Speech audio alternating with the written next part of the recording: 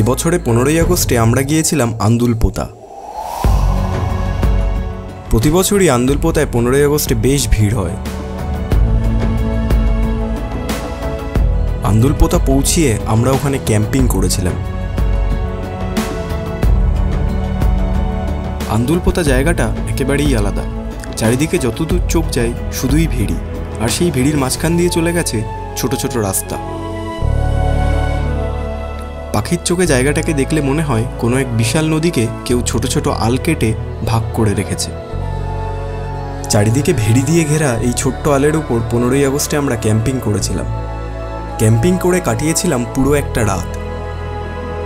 ভেড়ির ঠান্ডা ঠান্ডা হাওয়ায় ক্যাম্পফায়ার করে তৈরি করেছিলাম হান্ডি চিকেন। সব মিলিয়ে আন্দুলপোতায় ক্যাম্পিংয়ের অভিজ্ঞতা বেশ ভালো। ফুল ভিডিও রয়েছে আমার ইউটিউব চ্যানেলে। Thanks for watching.